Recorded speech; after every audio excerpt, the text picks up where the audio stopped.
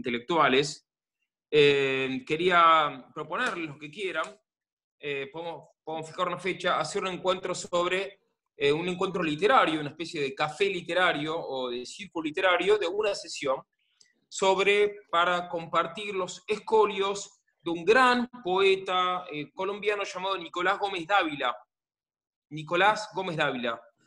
¿Habían escuchado hablar de él? Sí, yo sí. No, no. Bueno. Aquí hay un gran estudioso aquí con nosotros. Se llama Carlos Gómez Rodas. ¿Dónde está Carlos? Él está aquí. A ver, Carlos. que ponga el micrófono, Carlos. Carlos. Disculpen. Bueno. Aquí está, sí, Bueno. Carlos. Bueno, que busque el micrófono después. Bueno, después se conecta Carlos, que se ve que está ocupado. Bueno, entonces eso para la próxima, los que les interese, va a ser un encuentro para compartir aforismos de Gómez Dávila. Bueno, entramos a San José. Estábamos con la Catena Áurea, los Santos Padres, análisis de los Santos Padres sobre San José, y ahora nos quedan todavía analizar dos pasajes más de la Biblia sobre San José. El primero es dos pasajes de Mateo. El primero Mateo 1:20 y después Mateo 2:13-15. Estos dos pasajes de Mateo son muy hermosos, son de los pocos pasajes de la Biblia sobre San José, y son los dos pasajes muy parecidos porque son pasajes de apariciones de un ángel a San José. De un ángel a San José. Bueno, primero en Mateo 1:20 se aparece San José, se aparece un ángel a San José para decirle que no tenga miedo, que esté con María, que consume el desposorio con María, o sea, que celebre las bodas, mejor dicho. Y en segundo lugar, el caso de Mateo 2:13-15, que donde el ángel se le aparece a San José para decirle a San José que se vaya a Egipto, que se fugue a Egipto. No fue una fuga cobarde, claro, fue una santa fuga. Esta expresión existe en la literatura espiritual de los santos padres del desierto, la de las santas fugas. A veces nosotros tenemos que fugarnos santamente. Por ejemplo, ante la tentación contra el sexto mandamiento, no conviene quedarse ahí peleando frente a frente, conviene fugarse. Eso es lo que enseñan los autores espirituales. También hay un pasaje del Evangelio donde el Señor dice que cuando seamos perseguidos, en ciertos casos tenemos que quedarnos o por ejemplo el buen pastor que da la vida por las ovejas, y en ciertos casos hay que fugarse, el Señor lo dice en el Evangelio. Esas son las santas fugas que no son falta de valentía, sino actos también de paciencia y de fortaleza, por ende. Bueno, vamos entonces a Mateo 1:20, ponemos en pantalla, ponemos en el aire ahí el material. A ver, Carla, si lo puedes poner, te agradezco. Perfecto, ahí. Bueno, quería agradecerle antes que nada a una persona que no quiere que demos el nombre, por humildad, que fue la que puso plata, hizo una limosna para que podamos tener la versión paga del Zoom. Así que ahora no se nos va a cortar a cada 5 minutos. Le agradecemos a Dios y a esa persona que dio esa limosna. Ahora tenemos el Zoom pago. Bueno. Miren, perfecto. Ahí está. Entonces ya había quedado en la página Mateo 1:20, página 35, si no recuerdo mal. Página 35. 35, sí. Si no me falla la memoria. Mateo 1:20. Un poquito más abajo. Notas. Sí, ahí. Aquí. Así, acá, Mateo 1:20. Perfecto. ¿Quién se anima a leer acá Mateo 1:20? En voz alta, proclamar el Evangelio. Yo, padre. Mateo capítulo 1, versículo 20. Y estando él pensando en esto, he aquí que el ángel del Señor le apareció en sueños diciendo: José, hijo de David, no temas recibir a María tu mujer, porque lo que en ella ha nacido de Espíritu Santo es. A ver, a uno que está escuchando música ahí, por favor, apáguela, gracias. Bueno, entonces, como decíamos, este pasaje, el ángel se le aparece a San José. Bien, ¿quién lee el comentario de Remigio? Yo, padre. Vamos. Remigio, porque según se ha dicho, José pensaba dejar en secreto a María, pero si hubiese obrado así, muy pocos hubieran dejado de sospechar que ella fuese más bien una concubina que una virgen. Y por eso el propósito de José cambió en un momento, gracias al consejo divino. De ahí que diga, y pensando en esto, José. Perfecto. ¿Quién lee la glosa? Yo, padre. Vamos. En lo cual se echa de ver el espíritu del sabio que nada quiere resolver con ligereza. Esto es muy interesante para nuestra vida espiritual. Hay temas muy importantes que no podemos resolver inmediatamente. Bueno, hay que pensarlos bien, hay que discernirlos, no resolverlos con ligereza. Acá ejemplo de San José. Bien, San Juan Crisóstomo. ¿Quién lo lee? Leo yo, Fede. Vamos, casi.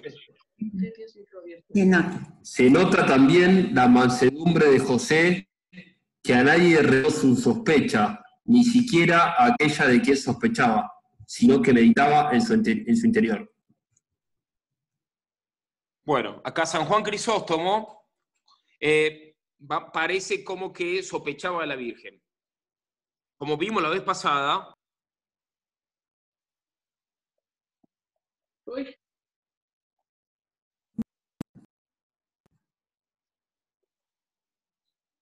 Eso. No tiene micrófono el padre. Padre ha silenciado su micrófono. Ya está. los masones me silenciaron el micrófono. Bueno, Poder Internacional del Dinero. Bueno. Bueno. Entonces, como decíamos voy a repetir lo que dije, que San Juan Crisóstomo acá parece decir, como dice San Juan Crisóstomo, que José sospechaba a la Virgen. Pero San Juan Crisóstomo tampoco estaba seguro. Por eso más adelante ya vamos a leer que San Juan Crisóstomo dice que bueno, que quizás en realidad San José no sospechó de la Virgen, sino que San José quizás pensó bien de la Virgen. Vamos a verlo más adelante entonces lo que decía el Crisóstomo. ¿Quién lee ahora el comentario muy interesante de San Agustín? Yo, padre. Vamos. Yo. Adelante. Más aunque José piensa en esto, no tema María, la hija de David, porque así como la palabra del profeta perdonó a David, el ángel del Salvador librará a María, pues Gabriel, el padrino de bodas de la Virgen, vuelve a presentarse. He aquí que el ángel del Señor apareció a José. Acá San Agustín le habla a la Virgen, como si la Virgen estuviera enfrente de él. Le dice, no tema María. Y fíjense qué hermosa fórmula que usa acá San Agustín para San Gabriel. Lo llama a San Gabriel el padrino de bodas de la Virgen. El padrino de bodas de la Virgen. Hermosa expresión para San José. Bueno, Rábano, acá es un comentario. Un nombre medio gracioso, el de Rábano. Bueno, ¿quién lo lee? Yo. Como apareció el ángel a José, lo dice claramente, en sueños, es decir, como Jacob vio la escala por cierta representación en los ojos del corazón. Bien, Jacob en el Antiguo Testamento había visto una escala en sueños, se la llama la escala de Jacob. Bueno, del mismo modo, en sueños, San José lo vio al ángel. No se le aparece el ángel como a la Virgen, no fue una aparición, sino que fue una revelación en sueños. Bien, Dios tiene distintos modos de comunicarse, a veces por una aparición, a veces en sueños. Bueno, acá fue en sueños. Y acá explica por qué, acá San Juan Crisóstomo explica que por qué fue en sueños y no una clara visión. Vamos a leer, ¿quién lee lo de San Juan Crisóstomo? Muy interesante. Dice, no se apareció. Yo puedo. Sí. No se apareció a José en clara visión como a los pastores, porque era sobremanera fiel. Los pastores, además, necesitaban de una visión clara, como rudos que eran. La Virgen también lo necesitaba, porque era la primera que tenía que ser instruida en muy grandes misterios. Como Zacarías, necesitó de una visión admirable antes que su mujer concibiese. Así es. Entonces, acá explica el motivo. Los pastores necesitaban una clara visión porque eran rudos. La Virgen no era ruda, era más fina que nadie, pero necesitaba una clara visión porque precisamente era un mensaje único e inédito. Y bueno, y Zacarías necesitaba una visión admirable porque Zacarías tenía poca fe y por eso fue castigado con la mudez durante unos meses. Bien. La glosa. La glosa, alguien preguntaba, ¿y qué es la glosa? La glosa es un comentario clásico, antiguo, al Evangelio. Bien. Perfecto. ¿Quién lee acá el comentario de la glosa? Yo, padre. Sí. Al aparecer, el ángel lo llama por su nombre, le recuerda su linaje y le hace deponer todo miedo diciéndole, José, hijo de David. Al llamarlo José por su nombre, se le presenta como un conocido y amigo. Fíjense, antes, si se acuerdan bien, el ángel le había llamado a la Virgen María. No temas María, le había llamado por su nombre, para que la Virgen esté más, vamos a decir, más serena. Bueno, acá lo mismo. Acá el ángel lo llama José, lo llama por el nombre. Bien, bajamos un poco más. Bajamos un poco más. Bajamos. Un poco más.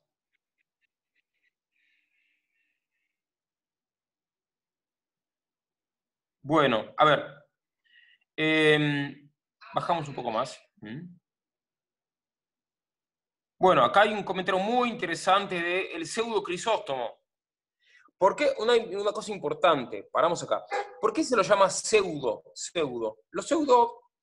La pseudoepigrafía es un fenómeno del pasado que habían autores que se ponían el nombre de un genio.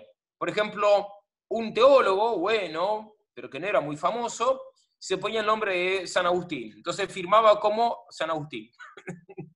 Y no era San Agustín, pero firmaba con ese nombre. O un teólogo, bueno, firmaba con el nombre de Crisóstomo, y no era Crisóstomo.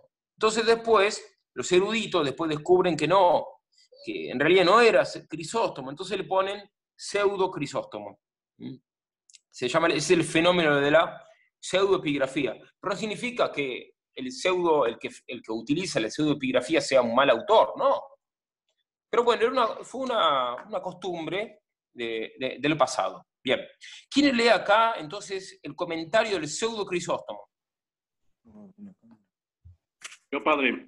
Por 3 causas se apareció el ángel a José y le habló de tal manera. Primero, para que el hombre justo no cometiese por ignorancia una acción injusta con un fin recto. Después, por el honor de la madre misma, que repudiada no podía menos que incurrir en infamante sospecha entre los incrédulos. Y tercero, para que sabiendo José de tan santa concepción, la tratase con más respeto y consideración que antes. Y no se apareció a José antes de que la Virgen concibiera, para que no pensase lo que pensó, ni sufriese lo que sufrió Zacarías por culpa de su incredulidad acerca de la concepción de su mujer en edad tan avanzada, pues era menos creíble que concibiese una virgen que una anciana. Bueno, en este caso la opinión del pseudo Crisóstomo es un poco negativa, no la comparto, y no la comparto no porque yo tenga más autoridad que el pseudo Crisóstomo, que no la tengo, sino simplemente porque otros santos padres, tienen una opinión contraria a la del pseudo Crisóstomo. Bien, bajamos acá a ver qué dice San Juan Crisóstomo, el Crisóstomo verdadero. Vamos a ver qué dice.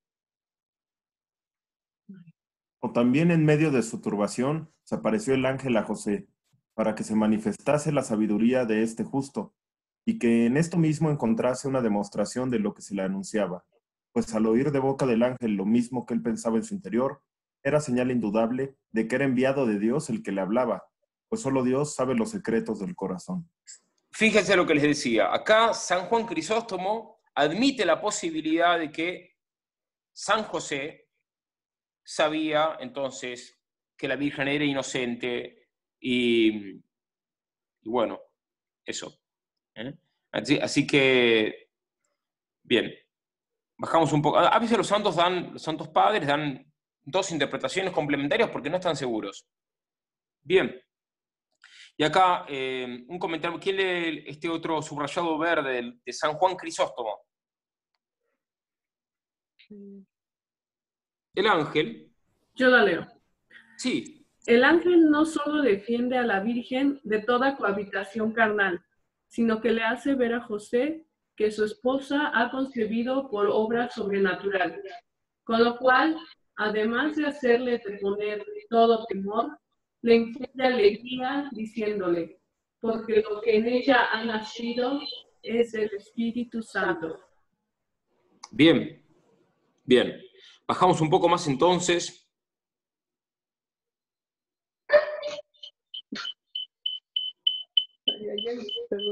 Bajamos un poco más. A ver, apaga el ruido ese. Bajamos un poco más. Ahí está. Bueno, ahora ya pasamos al segundo pasaje que queríamos leer esta noche, que es el de Mateo, capítulo 2, versículo del 3 al 15, que es el pasaje sobre la fuga, la santa fuga de la Sagrada Familia a Egipto. Estos comentarios que van a venir ahora son fascinantes, fascinantes. Están casi todos en verde, no saben lo que son. Bueno, lo puse cuando le pongo verde, que significa que son muy especiales. Son un gozo estos comentarios. Bueno, son comentarios que casi ameritan no hacer ningún comentario más. Bien. ¿Quién puede leer el pasaje Mateo 2, 13, 15? Yo, padre. Vamos.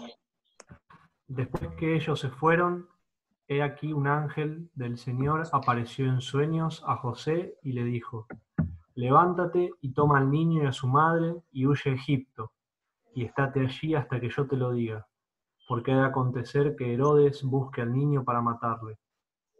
Levantándose José, tomó al niño y a su madre de noche, y se retiró a Egipto, y permaneció allí hasta la muerte de Herodes, para que se cumpliese lo que había dicho el Señor por el profeta que dice: de Egipto llamé a mi hijo. Bien, ¿quién lee entonces el comentario de Rábano?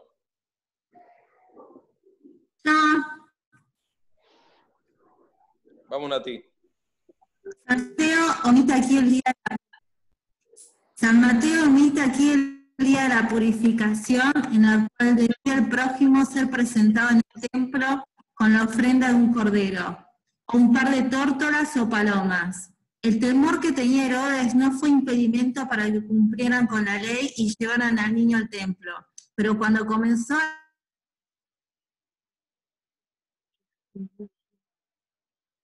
Egipto. Eso dice el texto sagrado. Un ángel del Señor apareció en los sueños a José. Bien. Entonces, fíjense, esto es muy interesante, ¿eh? Acá, hoy en día que muchos tienen temor al coronavirus y por eso no van a rezar. Bueno, fíjense acá. Herodes estaba persiguiendo al niño Jesús. ¿Y qué hizo entonces San José y la Virgen? ¿Lo fueron a llevar al niño al templo o no?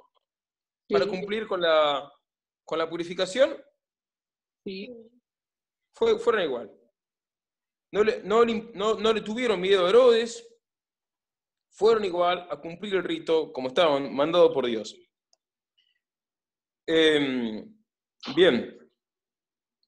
Perfecto. Y después, bueno, el ángel, la cosa era tan peligrosa que yo tuve que mandar un ángel para decir que se vayan a Egipto. Pero, fíjense, a pesar de que era tan peligroso todo, fueron igual a hacer el rito que había que hacer. Bueno, Remigio es otro comentario muy interesante. ¿Quién lo lee?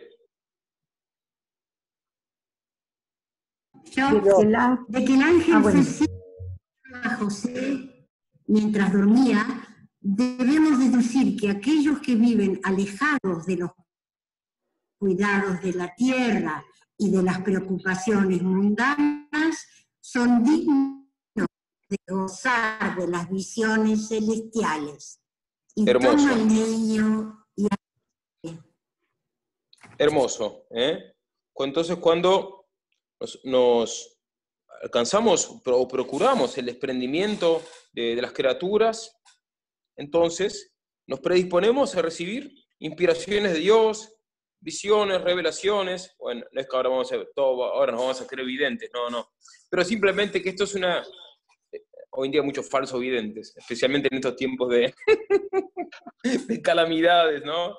Cada día aparece un vidente nuevo. Bueno, muchos son farsantes, por supuesto. Pero ciertamente, a la medida que nos desprendemos de los bienes terrenos por amor a Dios, entonces nos disponemos a que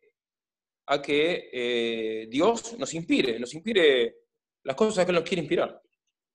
Y muchas veces al revés, como estamos apegados a los bienes de la tierra, entonces estamos ciegos, no vemos nada, estamos perdidos. Bien, continuamos un poco más. San Hilario, ¿quién le da acá el comentario? San Hilario. Antes, para dar a entender que ella estaba desposada con un justo, la llamó su esposa,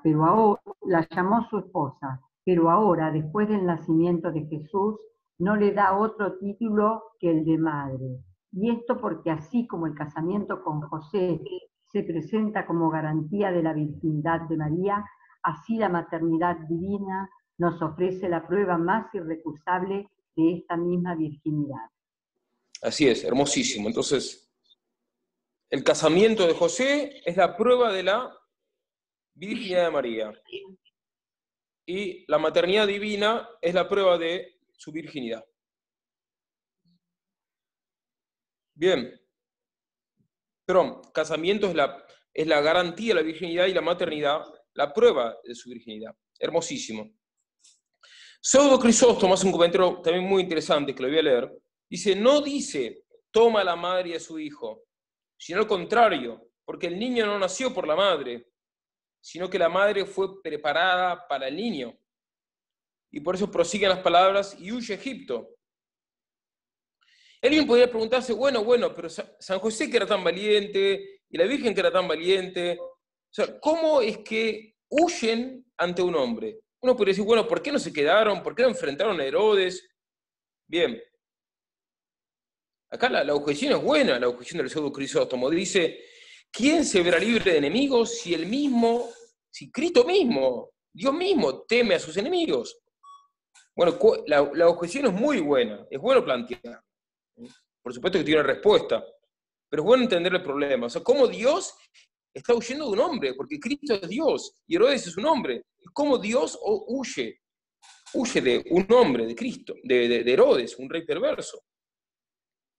Y bueno, hay una respuesta. En primer lugar, acá dice, pero en primer lugar, dice el pseudo Crisóstomo, convenía que también en esto siguiese la ley de la naturaleza humana, a la que se había sometido, ley que exige que la naturaleza humana, abandonada a sus propias fuerzas y en la edad tierna, huya cuando un poder nos amenaza. Entonces, en primer lugar, Dios se hizo hombre, Cristo es verdadero Dios y es verdadero hombre. Entonces, como hombre, entonces vivió lo que todo hombre vive. No, por supuesto, no el pecado, porque el pecado no es humano. Hay gente que dice, bueno, no, pobre, ese sacerdote también es un pecador, bueno, porque es un humano. Bueno, no, el pecado no es humano. Si bien todos los humanos pecamos, pero el pecado no es humano, el pecado es inhumano. Cristo asumió todo lo humano, no el pecado, porque el pecado no es humano, pero asumió, por ejemplo, la debilidad física. Él siendo un niño, un bebé, seguía siendo un bebé y lo podían matar. Por eso es que cuando un rey lo persigue, huye. Por supuesto que Cristo tenía el poder de liquidar a Herodes con solo abrir su boca, por más que Cristo era un bebé, pero no lo hizo porque quiso imitarnos, quiso asumir plenamente entonces la condición humana. Ese es el primer motivo. El segundo motivo, además convenía que así sucediese para que los cristianos no se avergüencen de huir cuando la persecución les obliga a ello. Lo que decíamos, entonces a veces hay santas fugas. La santa fuga nunca implica la apostasía de ningún modo. Apostasía significa renunciar a la fe, no, nunca significa eso. Pero a veces hay que fugarse, es una cosa física, me voy a otro lugar. Bien. Entonces, convenía entonces que así sucediese para que los cristianos no nos avergoncemos de huir cuando la persecución nos obliga a ello. Pero ¿por qué van a Egipto? Acá paramos. Vamos a sacar la imagen un momento. A ver, ¿qué les parece? Vamos a sacar acá el texto un momento. Les quiero preguntar a ustedes. ¿Por qué entonces? A ver, quiero ver acá la población, ¿no? A la gente. ¿Por qué entonces van a Egipto? ¿Por qué el ángel no los manda, no sé, a ver, a Bizancio? ¿Por qué no los mandan a otro lugar? ¿Por qué a Egipto? ¿A Grecia? Una posibilidad, padre. Creo que Argentina porque era muy lejos, pero... Una posibilidad. Creo que sería porque Egipto en el Antiguo Testamento es la tierra del pecado. Y el hecho de mandar a su hijo allá, a Jesucristo, sin pecado, sería como la prueba de que se puede vivir en el mundo, en este destierro, sin pecado, antes de que Cristo venciera sus tentaciones también. La primera parte sí, bastante ahí, porque Egipto era tierra del pecado, hay bastante de eso. Ya la segunda parte, bueno, no tanto. Perdón, ¿no es para dar cumplimiento al Antiguo Testamento, a lo que decía Oseas, que lo llamó desde de la tierra de Egipto? Bien, bueno, ese es un buen argumento. Que hay una profecía que decía que, a ver, Cristo iba a ir a Egipto, pero podemos objetar ese argumento de este. ¿Por qué Dios, entonces, profetizó eso? O sea, la pregunta sigue. O decir, bueno, ¿por qué pasó esto? Bueno, porque estaba profetizado. Bueno, pero podemos mantener la pregunta. ¿Y por qué Dios profetizó eso? O sea, ¿por qué convenía eso? Porque el pecado es la tierra del exilio. Sí. Egipto es la tierra del exilio, no es naturaleza del hombre pecar, como usted acaba de decir. Sí. Bueno, vamos a ver la respuesta que dan los Santos Padres, son fascinantes, dan varias respuestas, son realmente... Y van a ver, entonces, es muy importante esto, porque cuando empezamos a descubrir los porqués de las elecciones divinas, entonces empezamos a descubrir más y más el orden perfecto de las obras divinas. Santo Tomás repite mucho que las obras de Dios son ordenadas, no son obras como a menudo son nuestras obras, no son obras caprichosas. Las obras de Dios son perfectísimamente ordenadas. Por eso todo lo que está en la Escritura es perfectísimamente ordenado. Entonces hay un motivo profundo. El tema es que nosotros no nos solemos preguntar estas cosas. Por ejemplo, ¿por qué Cristo era pobre? ¿Por casualidad? No, nada es por casualidad en el plan de Dios. Bueno, porque convenía que Cristo fuera pobre. Bueno, ¿por qué Cristo nace una virgen, no nace una mujer casada? Porque convenía que naciese una mujer casada. Todo tiene un porqué. Entonces, es bueno, los Santos Padres hicieron mucho esto, y Santo Tomás también, preguntarse estos porqués. Bien, hay porqués que no podemos saber en esta tierra, los vamos a saber en el cielo. Pero hay muchos porqués que sí los sabemos en esta tierra y otros que los podemos intuir. De hecho, los Santos Padres a veces no estaban seguros, pero hipotizaban, reflexionaban, usaban la inteligencia. Para el protestantismo, para Martín Lutero, la inteligencia había quedado totalmente corrompida, prostituida. ¿Por qué? Porque para él toda la naturaleza humana había quedado completamente afectada por el pecado, destruida. En cambio, nosotros católicos sabemos que no es así. El pecado original dañó nuestra naturaleza, pero no la destruyó.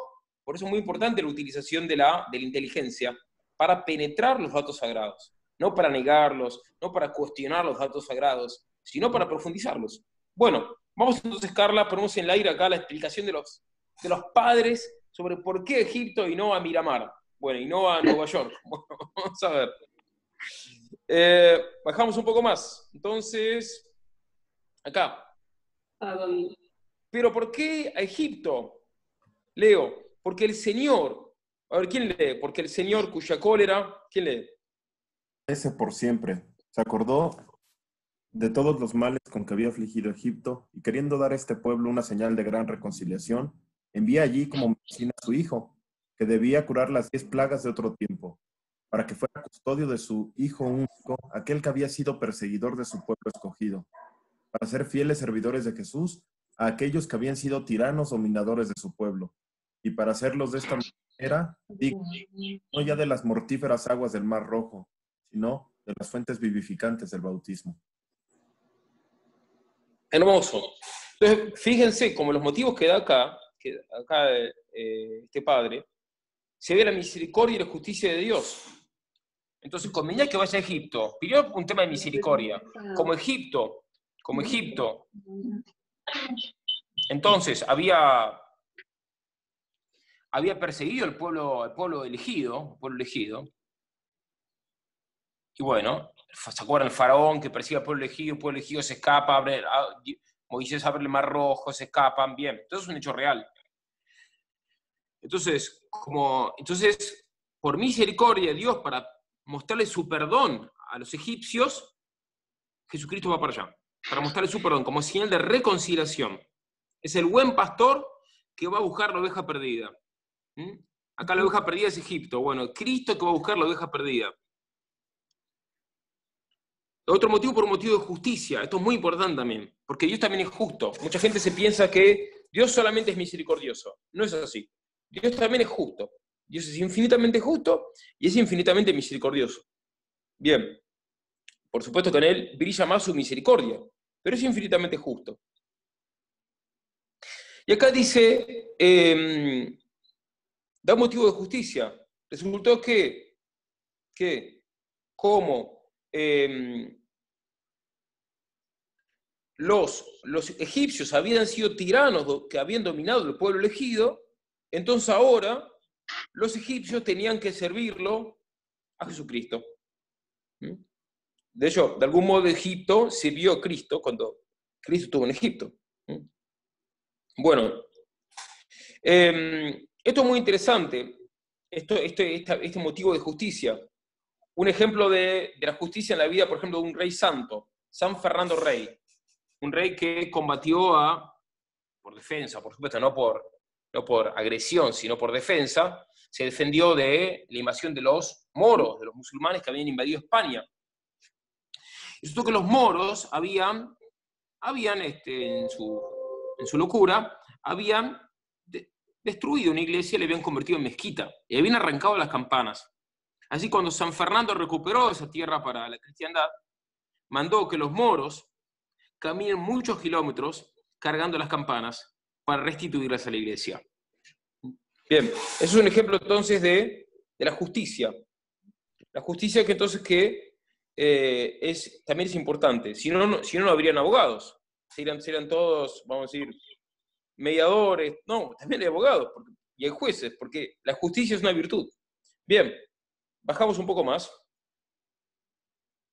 San Agustín, entonces. San Agustín da otro hermoso motivo. ¿Quién lo lee?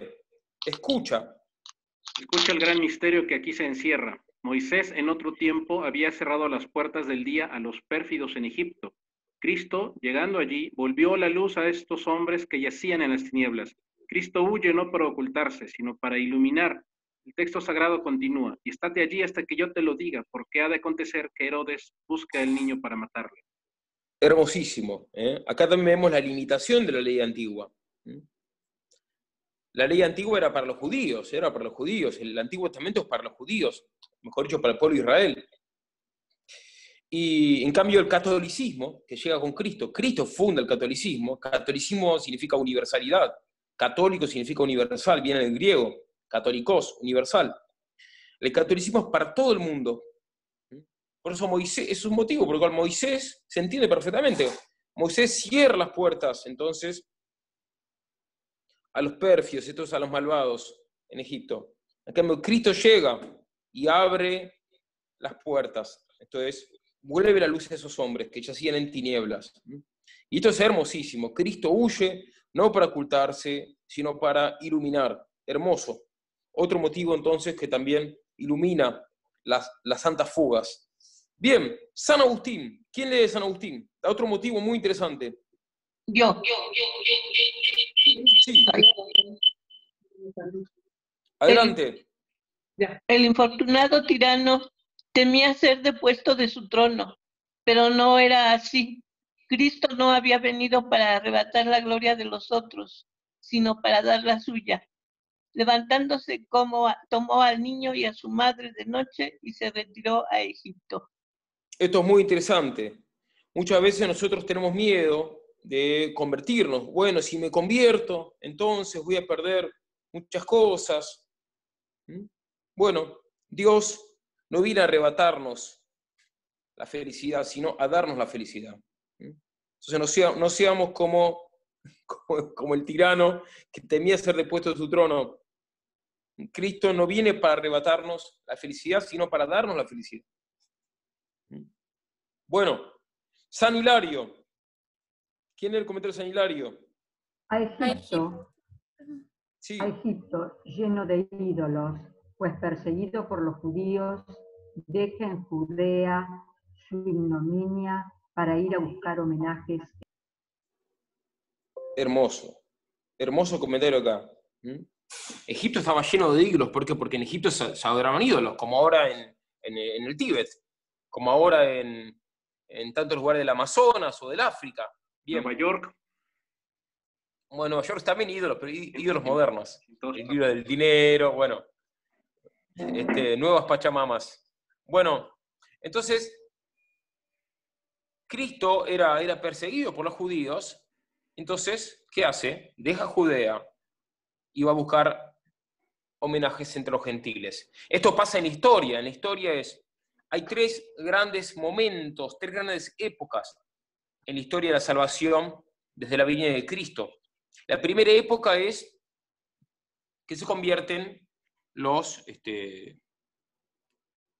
la primera gran época es que se convierten unos poquitos judíos, que son los apóstoles, que es unos pocos discípulos, bueno, o hasta la Sagrada Familia. Pero la gran masa de judíos rechaza a Cristo. Esa es la primera época. Entonces, esa minoría de judíos que se convierte. La segunda época es la masa de paganos que se convierte. Que somos, la mayoría de nosotros viene del paganismo. Bien, algunos de nuestros ancestros en el pasado, hace muchas generaciones, se convirtió al catolicismo. Bien, venimos del paganismo. Y al final de la historia se van a convertir la masa de judíos. No significa todos matemáticamente, pero significa un todo moral. La totalidad moral de los judíos se va a convertir al final de la historia. Dice San Vicente Ferrer que se van a convertir en los últimos 40 días de la historia, 40 días después de la parucía. Cuando Cristo vuelva, Cristo por misericordia va a conceder como si fuera la última cuaresma de la historia. 40 días de misericordia para que la gente se arrepienta. Bueno, San Vicente Ferrer dice que los judíos se van a convertir en esos 40 días. Bien. Bien, como todos saben, los judíos siguen esperando al Mesías. De hecho, ahora en estos días, un rabino importante de Israel está diciendo que él ya está hablando con el Mesías. Imagínense. Bueno, un poco equivocado está. Bueno, pero entonces San Hilario dice que Cristo hace esta interpretación, ¿no? Como Cristo va a Egipto para buscar el homenaje entre los gentiles. Bien, San Jerónimo. ¿Quién lee San Jerónimo? Cuando toma a la madre y al niño para pasar con ellos a Egipto, lo hace de noche y en medio de las tinieblas. Pero cuando vuelve a la Judea, no habla el evangelista ni de la noche ni de las tinieblas. Bueno, esto es muy interesante. Los santos padres a menudo tienen en cuenta incluso si era de día, si era de noche, y hacen una interpretación mística de eso, de si era de día, de si era de noche. Suelen hacer interpretaciones místicas de casi todo. Es muy hermoso. Esta lectura pormenorizada que estamos haciendo los santos padres nos ayuda a aprender a hacer lección divina, a aprender a meditar con la Escritura, a aprender a leer la Escritura, la Sagrada Escritura. Ahora les pregunto, volvemos a la pantalla. A ver, Carla, poneme la pantalla con todas las personas. Es importante esto. Más allá de los comentarios de los santos padres, de tal o cual pasaje, ¿se van dando cuenta de a poco cuál es la metodología de los santos padres a la hora de leer la Escritura?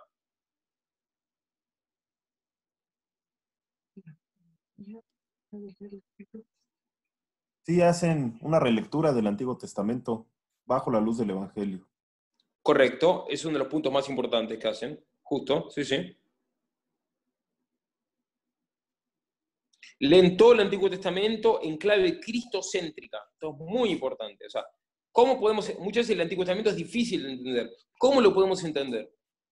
Bien, el Antiguo Testamento tiene un solo sentido, que es cristocéntrico. Eso es lo que da la clave del Antiguo Testamento. Y por eso los santos padres eran expertos en encontrar a Cristo en el Antiguo Testamento, incluso en pasajes que eran muy difíciles. Bien, eso es una cosa que hacen. ¿Qué otra característica ven en la metodología, en la modalidad de los santos padres a leer la Escritura? ¿Qué les parece? Bueno, otra de las cosas que va a ser común es, cita la fuente de autoridad siempre, las Sagradas Escrituras, el evangelista es fuente de autoridad. Esto mismo genera tradición, los padres después van a citarse a sí mismos también como fuente de autoridad, lo que va constituyendo el magisterio de la Iglesia. Algo así. Claro, las citas de autoridad. En teología, el argumento ex autoritate, esto es el argumento de la autoridad, es el más importante. Lo que no significa que, bueno, entonces nos practicamos una lobotomía y no usamos lo más la inteligencia, no lo significa eso, por supuesto. Por eso es que si un santo padre habla, o si un papa habla, nos quedamos privados del uso de la inteligencia. O sea, es bueno usar la inteligencia para profundizar lo que digan los papas o lo que digan los santos padres. Padre, algunos que también... no lo entienden esto, entonces por ahí se piensa que todo lo que un papa diga, entonces es necesariamente palabra santa y es infalible. Bueno, eso no es así. Eso por una tosca o ruda inteligencia de los argumentos de autoridad. ¿Se entiende o no? Algunos confunden por ahí una declaración dogmática con una declaración, no sé, aérea. No es lo mismo. Bien. Otro punto. ¿Qué otra característica ven? Bueno, ya es hora de recreo. Gracias, Gerardo y Brenda, por la suiza puntualidad. Bueno, vamos a respetar entonces la hora. Tenemos ahora 7 minutos de recreo. No, 5 habíamos dicho. 5, ¿no? Bueno, 5 minutos de recreo. Bueno, entonces a las canchas de la teología. Mejor dicho, de la preteología. Es mucho decir teología. Estamos en los bordes. ¿No? Bien. Volvemos entonces. Ponemos ahí la pantalla en el aire. A ver. Sí, perfecto. Estamos entonces con el homenaje a los gentiles. Otra cosa interesante. Volvemos a poner perdón, poné por favor de nuevo, Carla, las personas. Sacamos el texto. Estamos reflexionando sobre, vamos a decir, las características, ciertas características o parámetros o hábitos de los santos padres a la hora de entender el texto. ¿Qué otras características ven? Yo tengo un comentario. Saludos desde Guatemala. Sí, comentario. Yo creo que la fuerza más evidente de estos textos radica en que sencillamente dan hombres de fe. Cosa que nosotros, en medio de tanto historicismo, cientificismo y relativismo, nos cuesta mucho trabajo hablar o entender cómo es que hablaban desde una fe completamente asumida por su corazón y por la sociedad en la que vivían. Claro, eso es muy interesante. Tenían un espíritu de fe, totalmente. Hoy en día uno agarra la Biblia, por ejemplo, haga una comparación. ¿Alguno se animó una vez a leer los comentarios, las notas al pie, por ejemplo, la Biblia de Jerusalén? ¿No? Sí, bueno, muchas veces esos comentarios son comentarios de personas sin fe. Sí. Entonces, por ejemplo, Cristo hace un milagro y dicen, bueno, no, en realidad no hubo ningún milagro. Esto es un agregado de la comunidad primitiva, que bueno, qué sé yo.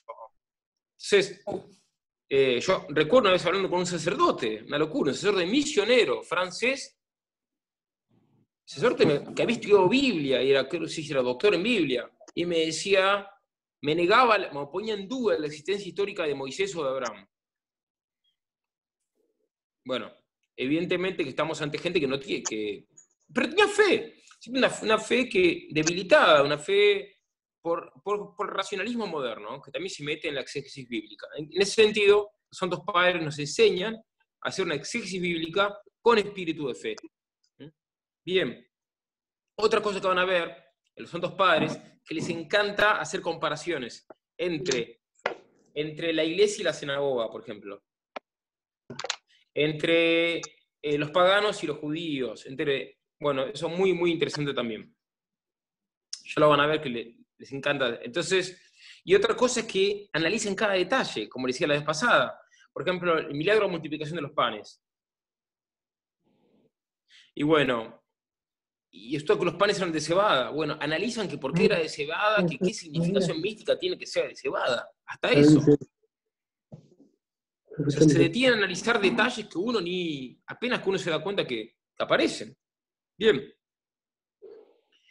Bien. Bueno, acá Carla dice que otra característica que ve es que analizan fragmento por fragmento. Sí y no. O sea, los Santos Padres analizan fragmento por fragmento, pero a la vez analizan también el todo. Tienen las dos miradas, la mirada minimalista y la mirada global. Bien. Bueno, entonces, pero sí, en lo que toca la fragmentación, no dejan un detalle sin analizar. Vamos al texto entonces, ponemos el texto en el aire. Adelante entonces. One moment. Sí. Ahí estamos.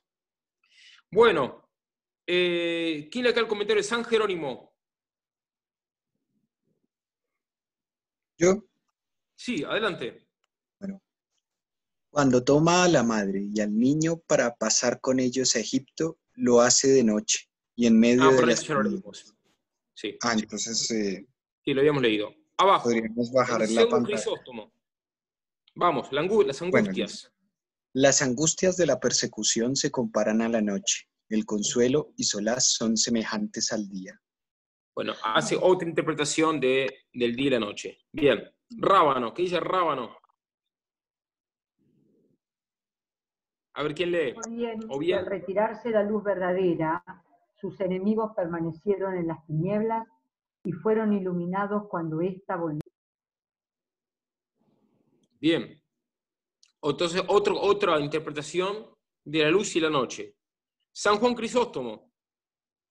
Voy. Ved al tirano llenarse de furor este niño, y ved también a la madre huir con el hijo a tierra extranjera, y sirva esto de ejemplo para que cuando comencéis alguna obra espiritual y os sintáis afligidos por la tribulación, no os turbéis ni dejéis llevar al abatimiento, sino soportéis con valor y heroísmo todas las contradicciones.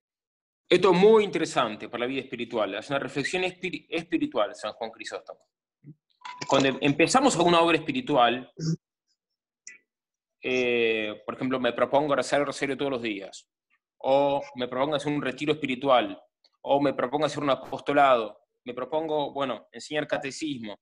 Bueno, cuando me propongo ir a misionar al Himalaya, cuando nos proponemos hacer una obra espiritual, tenemos que prepararnos para el combate, porque va a haber combate. Vamos a ser afligidos por la tribulación. Por supuesto, también vamos a gozar, porque la vida espiritual y apostólica no es solamente tribulación. De hecho, los gozos más grandes que existen son los gozos del apostolado y de la misión, y de la vida espiritual. Pero ciertamente que va a haber combate. Bien. De hecho, en la misión es muy interesante, porque hay personas que por ejemplo, se van a la India de paseo, listo, la pasan bien. Pero si se van de misión, van a tener tribulaciones que si no, no tendrían. ¿Y por qué las van a tener? ¿Por qué van a tener esas tribulaciones? Porque precisamente van a pelear contra el demonio. Cuando uno va a misionar, va a patear el avispero al infierno. Y el demonio por eso no se queda quieto. Bien, continuamos.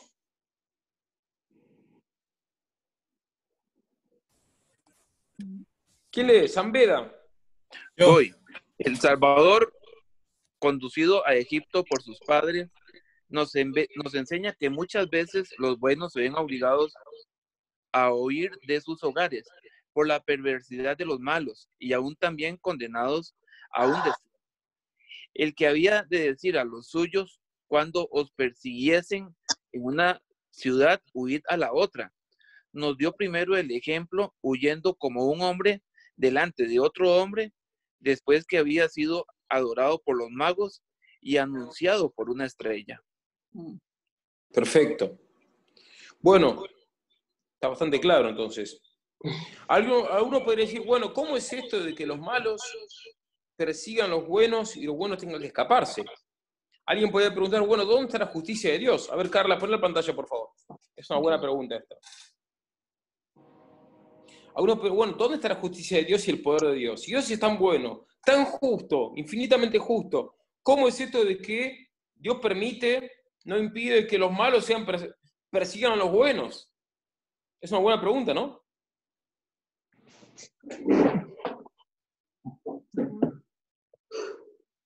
¿Por qué Dios no actúa inmediatamente? Lo manda un ángel que lo mate a Herodes y listo. Se termina el problema en 5 segundos.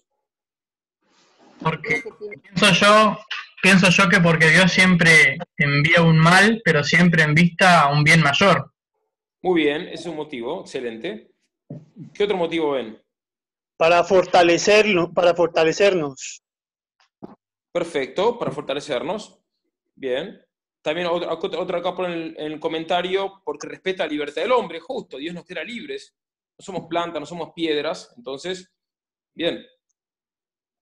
A ver, Carla acá pone, para dar testimonio del poder y la grandeza de Dios. También, claro. De hecho, los santos con sus actos heroicos, al soportar las tribulaciones, las persecuciones, muestran su heroísmo, crecen en heroísmo, y por ende brilla más el poder de Dios, porque es Dios el que da fuerza para ser heroicos. Creo Bien. que es ahí donde se fortalece la fe, con obras, con claro. esas obras de perseverancia,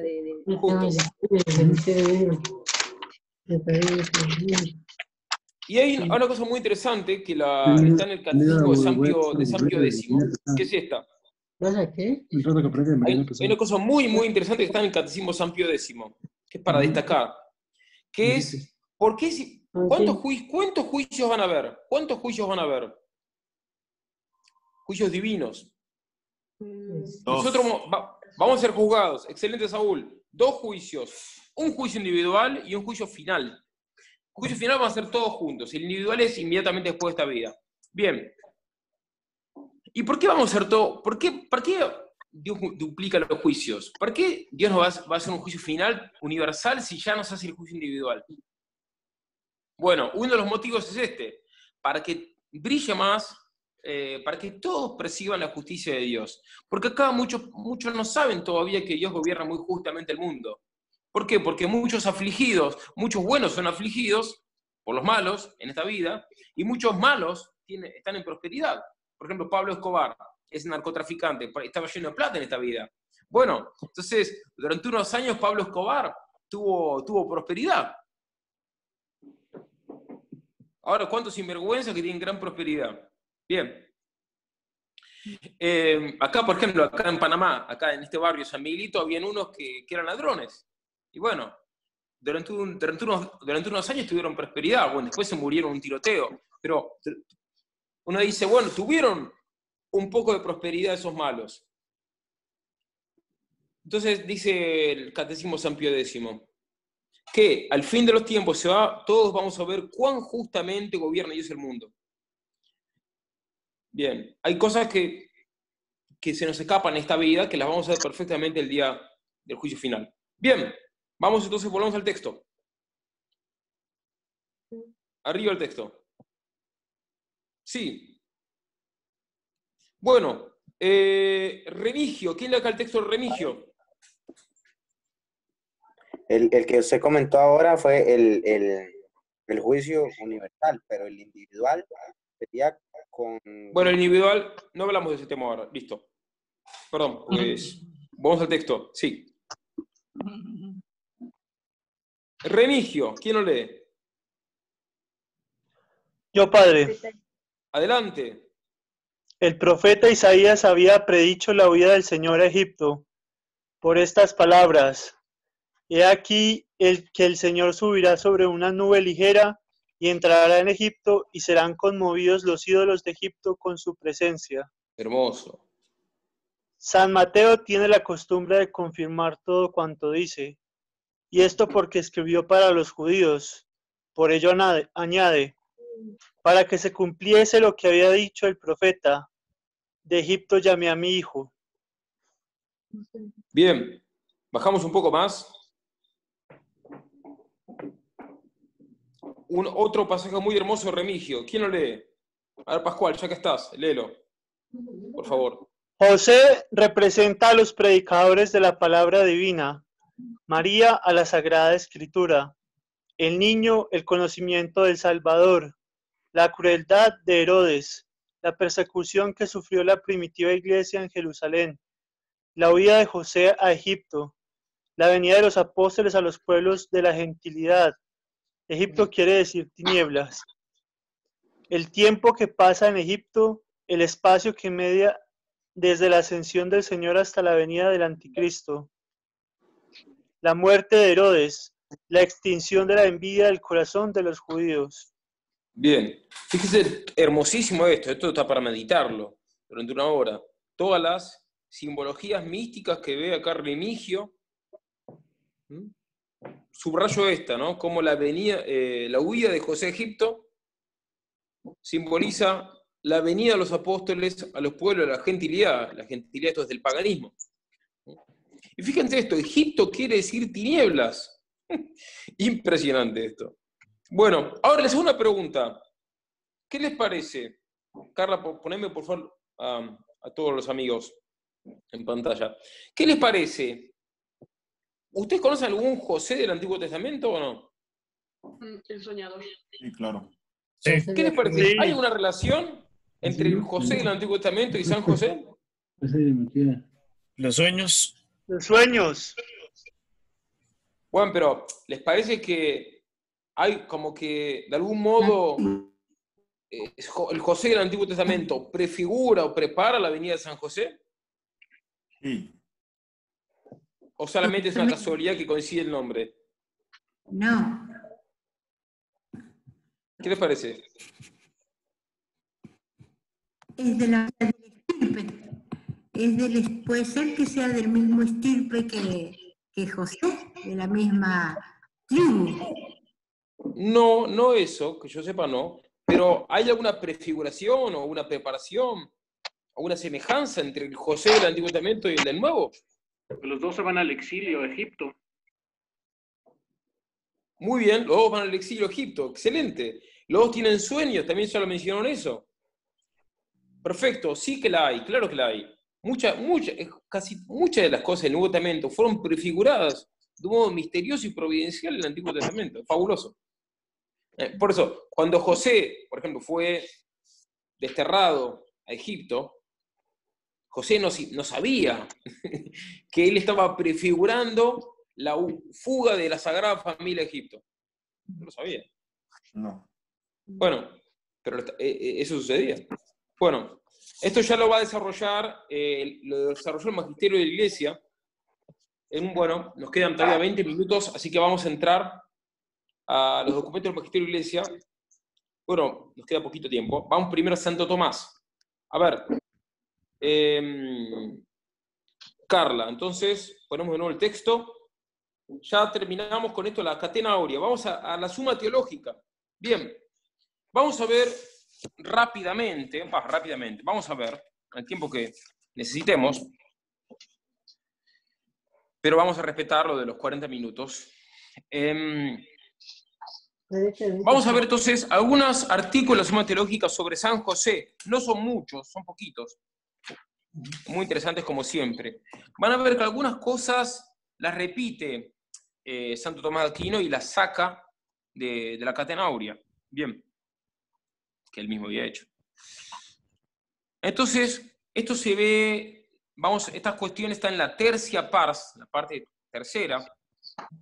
Cuestión 28, artículo 3. ¿Quién es la pregunta que se plantea acá? ¿Permaneció virgen la madre de Cristo después del parto? Bueno, la respuesta es obvia, obviamente que sí, que permaneció virgen. Por más que había un hereje llamado Elvidio que decía que no, pero bueno, era un hereje. ¿Qué le vamos a hacer? Bien. Entonces sí, por supuesto, la Virgen permaneció. Pero bajamos un poco más. Bajamos. Están las objeciones. Bajamos un poco. Vamos a empezar con las objeciones. Primera objeción, paramos. Primera objeción. ¿Quién lee la primera objeción? En contra de la virginidad de María. ¿Quién la lee? No, subimos. Subimos. Objeción número 1. ¿Quién la lee? No, un poquito más. A ver, subimos pantalla. Hola, ¿qué pasó? Carla desapareció. Se nos fue. Carla, ¿nos puedes poner la pantalla de nuevo, por favor? El texto. La primera objeción. ¿Quién la lee? En contra de la virginidad de María. En Mateo 1:18 se dice, sí. Antes de que conviviesen José y María, se encontró encinta por obra del Espíritu Santo. Y el evangelista no hubiera dicho antes de que convivieran de no haber tenido la certeza de que iban a convivir, porque nadie dice antes de que comiese respecto de aquel que no ha de comer. Luego parece que la Santísima Virgen convivió alguna vez mediante cópula carnal con José, y en este supuesto no permaneció virgen después del parto. Bueno, Carla, pon la pantalla. ¿Cómo respondemos a esta objeción? ¿Qué les parece? ¿Entendieron la objeción o no? La respondemos acudiendo a Santo Tomás. Mismo la ofrecen. La objeción dice que hay un texto bíblico que dice antes de que conviviesen. La Virgen quedó encinta. Entonces significa, pues si dice antes, entonces probablemente que después convivieron. Es una buena objeción, ¿no? Sí, pero si no, no se afirmaría que la Virgen no fue concebida sin pecado original y sin ningún tipo de pecado y jamás tuvo ningún tipo de pecado. Bueno, pero si ella hubiera convivido con su esposo, no pecaba. Si los esposos se santifican cuando conviven juntos. Convivir no necesariamente trae la unión sexual.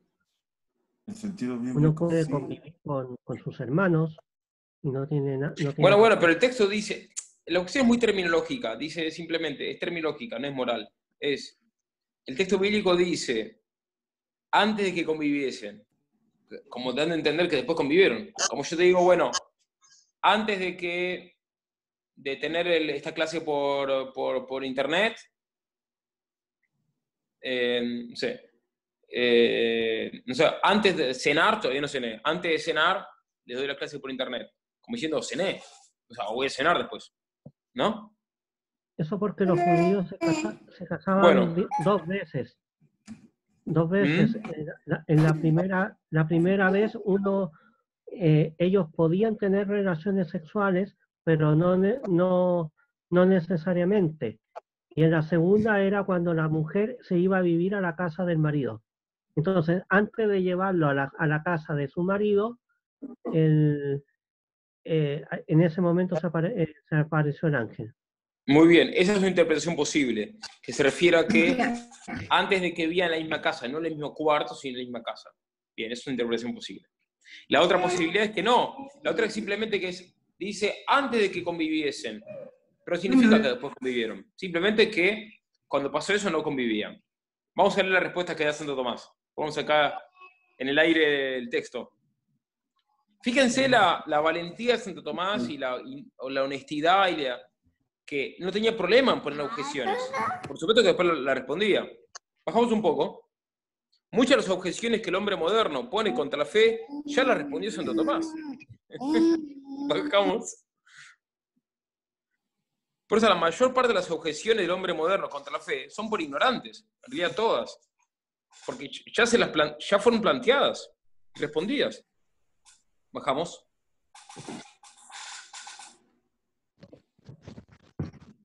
Al contra esto, bueno, bajamos, el respondo, que es la parte más importante, llamada corpus. Todas razones, bien ordenadas. A las objeciones, a la primera. Acá se responde. ¿Quién lee la respuesta? Como escribe Jerónimo en el libro Contra el Vidium, hay que tener en cuenta que la preposición antes que, aunque con frecuencia indique lo que sigue, a veces, sin embargo, solo indica lo que antes estaba pensando. Ni es necesario que se realice lo que antes se había pensado cuando sobreviene algo que impide llevar a cabo lo pensado. Perfecto. Alcanza ya para responder esta objeción. Vamos a ver la segunda objeción. A ver, apaguen ahí el audio, gracias a un bebé está llorando. Quizás quiero opinar sobre los padres de la iglesia. ¿Quién le da acá la segunda objeción? Como escribe Agustín.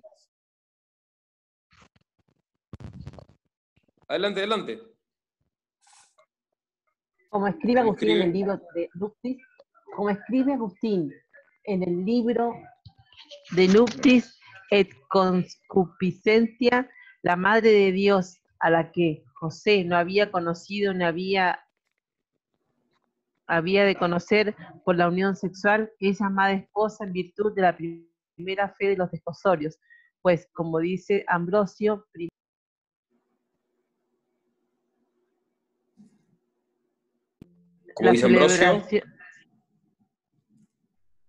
la celebración de las bodas pone en manifiesto la existencia del matrimonio, pero no la privación de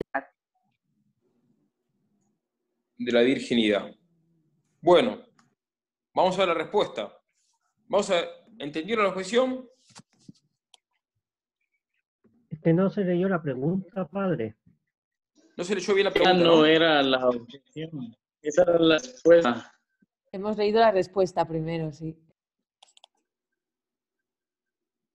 Se leyó respuesta, vamos a ver la objeción. No la respuesta. Sí, de nuevo. No, esa es la objeción. Hay que subir primero. Vamos a leerla de nuevo, porque no se entendió bien. Vamos a leer de nuevo la objeción. ¿Cómo escribe? Perdón, esa es la respuesta. Vamos a la objeción. Sí, esa es la respuesta. Bueno. Es que pone las objeciones juntas en la objeción. ¿En qué número está? Más arriba. Más arriba. Es que estas son las respuestas. Sí, a las respuesta. Ahí está. Acá está la objeción. El mismo pasaje. Más arriba todavía. Me parece que es más arriba. Acá está. Es esta. ¿Del mismo pasaje? Opción segunda. Del mismo pasaje. En el mismo pasaje se añade en palabras del ángel que habla con José: no temas recibir a María, tu esposa. El matrimonio se consuma mediante la cópula carnal. Luego parece que alguna vez hubo unión carnal entre María y José, y en consecuencia que no permaneció virgen después del parto. Bueno, entonces la objeción es que si no hubo cópula carnal al menos una vez, entonces no se consumó el matrimonio. Bien, vamos a ver la respuesta. Es una buena objeción.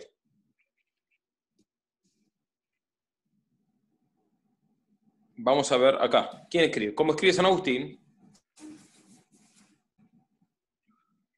¿Quién lee?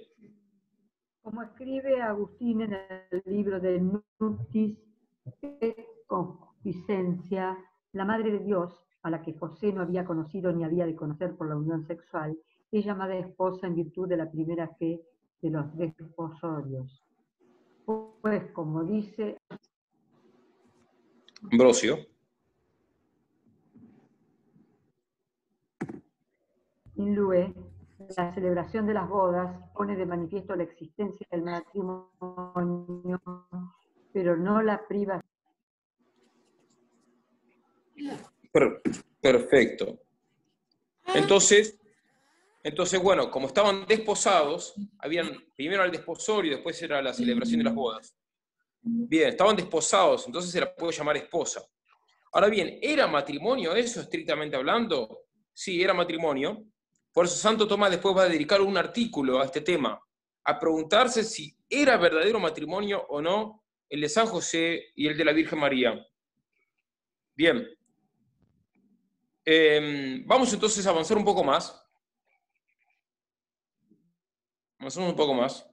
¿Vamos a la pregunta 3 o a la objeción 3? Sí, vamos a otro artículo. ¿Sigo bajando? Sí, sí, sí. Vamos al artículo donde se pregunta si era verdadero matrimonio o no. Bajamos. Pero es que estoy en las objeciones. Es el último, está casi al final del texto. Ah, no, eso voto. Esto no, bajamos más. Bueno, a ver, acá, no, un poquito más, perdón. Bajamos un poco más, 29.2. ¿Aquí? No, un poco más, 29.2. Cuestión 29, artículo 2. Era esa, sí, es esa ya, Carla. Acá. 29. ¿Quién es la pregunta? Hugo.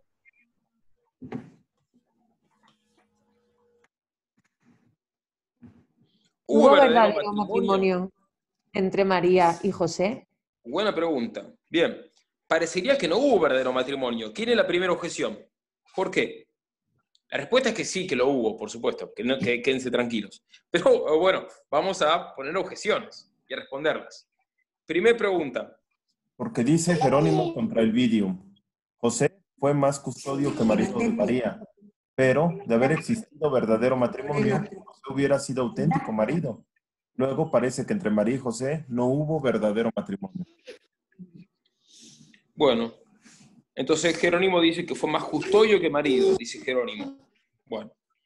El Vidium, ¿quién fue? El Vidium era un hereje que decía que María había tenido más hijos con San José. ¿Bien? Bueno, un hereje. Entonces Jerónimo le responde al Vidium y Jerónimo le dice retóricamente, ¿no? José fue más custodio que marido. Entonces parecería que entonces que José no fue un auténtico marido.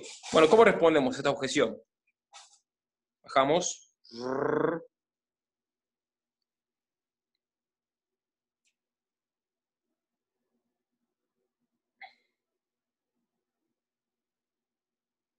¿Hasta dónde bajamos? ¿Sigo bajando? Hasta acá. Objeciones, ¿ahí? Sí. Okay. La primera respuesta. En el pasaje mencionado, Jerónimo da a la palabra marido el sentido que se deriva del matrimonio consumado. Bien. Entonces, depende cómo entendamos la palabra marido. Esto es muy importante de Santo Tomás de Aquino. Santo Tomás de Aquino, poner la pantalla, Carla, por favor. Santo Tomás de Aquino, para él son muy importantes las definiciones. Entonces, bueno, de acuerdo a cómo definamos la palabra. Si por marido entendemos que se consumó el matrimonio por la cópula carnal, bueno, no, en ese sentido no. Si por marido entendemos que estaban hechos los desposorios, en ese sentido sí. Muchas de las palabras tienen distintos sentidos, distintas acepciones. Es muy importante el sentido de la palabra. En esta época moderna, a menudo no se suele definir nada, especialmente las cuestiones teológicas o religiosas. Entonces nadie define nada, entonces todo queda en el aire. Pero para Santo Tomás de Aquino era muy importante definir las palabras, los conceptos, las palabras. Y hay muchas palabras, muchos términos que tienen muchos sentidos, entonces es preciso distinguirlos. Por eso una de las frases más famosas de Santo Tomás, no frases sino expresiones, es ut distinguntur, que significa distingamos. Distingamos. Por ejemplo, si yo le digo a ustedes,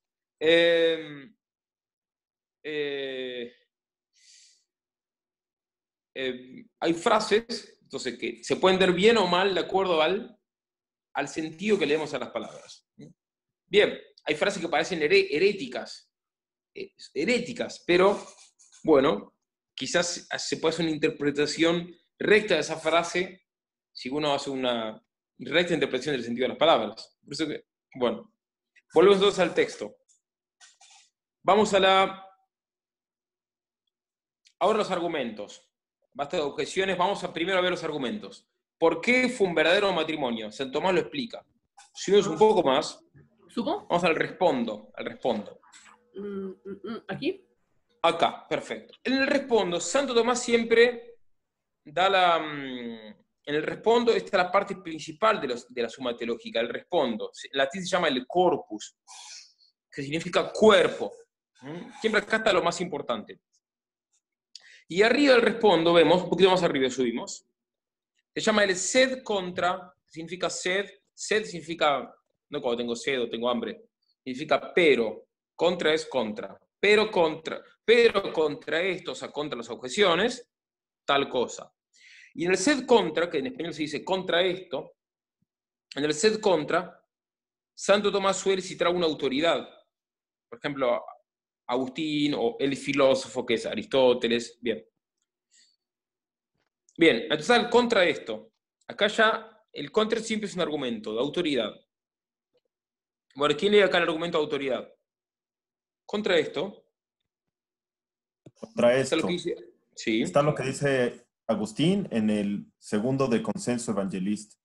No es posible que el evangelista pensara romper el matrimonio entre José y María, llamando a José esposo de María, por el hecho de que ésta dio a luz a Cristo virginalmente.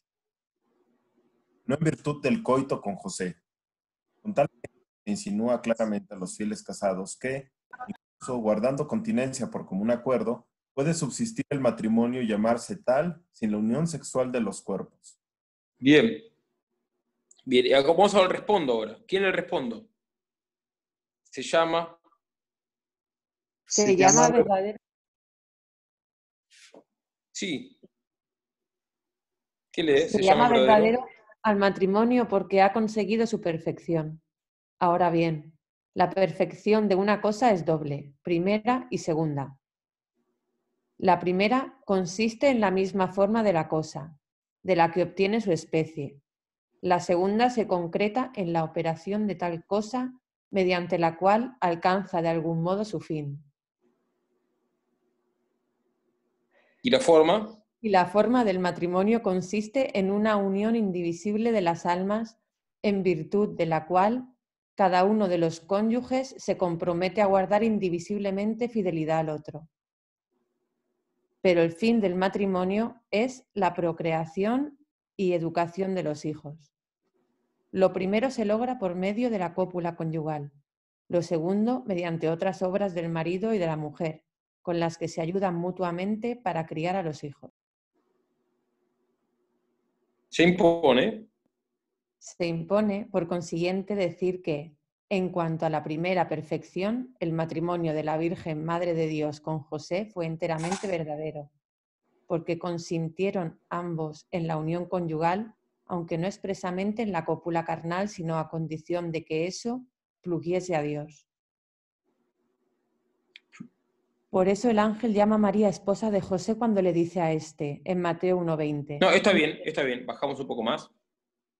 Acá, en lo que atañe a la segunda perfección, que se logra por el acto del matrimonio, si este se refiere a unión carnal, mediante la que se engendran los hijos, aquel matrimonio no fue consumado.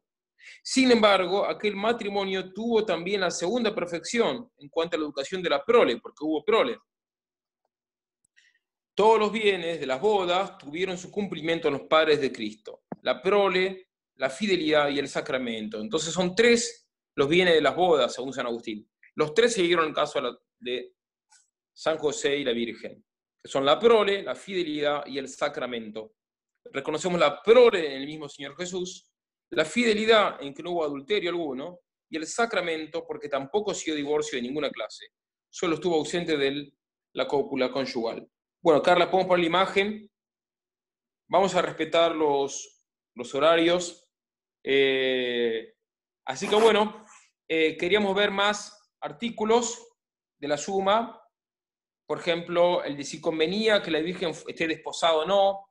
Si convenía, pero esto ya lo habíamos visto un poco la vez pasada, así que con los Santos Padres, así que no hace falta que lo veamos.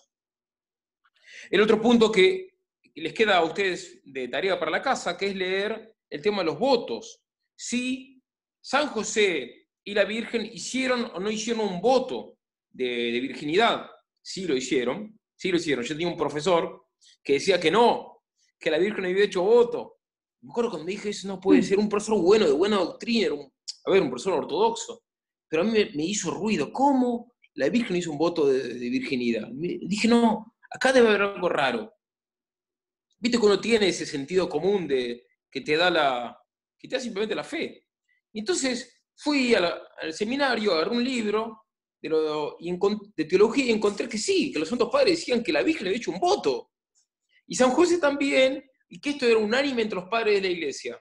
Yo fui y le dije eso en clase al profesor, bueno, y bueno, es así, Santo Tomás lo explica, la Virgen y San José hicieron un voto, pero lo hicieron después de que la Virgen quedó encinta. O sea, lo hicieron cuando, antes la Virgen le había hecho un voto condicional. Condicional porque también ella no conocía la voluntad de Dios. Después cuando conoce la voluntad de Dios es el voto absoluto. Bien, pero eso lo pueden leer en la suma, está en el texto que mandamos, está en la cuestión 28, artículo 4, el tema del voto, lo pueden leer ahí. Después, el tema del verdadero matrimonio lo pueden profundizar, y nos queda el Magisterio de Iglesia que lo pueden leer en su casa. O sea, el documento de, ¿qué documentos pusimos? El documento de Pío IX, de Pío IX, que se llama, hermoso título, Inclitum Patriarcam, Patriarca Ínclito. Hermoso documento de Papa Pío IX, está ahí lo pusimos ahí. Pío IX fue el que lo nombró a San José patrono de la Iglesia. Bien, después está el documento más amplio jamás escrito sobre San José, documento más largo que un papa escribió sobre San José, que es muy breve, pero a ver, es el más largo sobre San José. Lo escribió el Papa León XIII, se llama Quam Pluries, lo pusimos también ahí en la dispensa, lo pueden leer. Es muy hermoso ese documento. Y hay otro documento que lo pusimos en la dispensa, que es de Juan 23, lo mandamos por separado. Bueno, no quiero demorarme más, les recomiendo también leer el prefacio que la Iglesia hizo sobre San José, lo hizo el Papa Benedicto XV, el prefacio es una parte de la misa, y también las letanías de San José que existen, donde dice, por ejemplo, San José, terror de los demonios. Bueno, les recomiendo leer también y rezar las letanías de San José, y estamos en marzo, que es el mes de San José. Bueno, los exhorto a rezar a San José. Los papas recomendaban que hoy en día que la batalla es tan dura, que se le reza a San José todos los días. Ese es el consejo de los papas. Por ejemplo, cuando uno reza el rosario. Los papas exhortaban a que sea ardiente la devoción a San José en estos tiempos de tanta persecución a la Iglesia. Bueno, todos los archivos están, los mandamos ya por email, los mandó Carlos, Brenda, aquellos que se inscribieron en el curso. Si alguien no tiene los archivos, se los piden a Brenda. Sí, a Brenda, que está ahí de secretaria. Bueno, entonces, aquellos que quieran sumarse a la tertulia literaria sobre el gran Nicolás Gómez Dávila, son escorios complicaditos, pero un gozo. Por ejemplo, leo uno así al paso, abro cualquier página.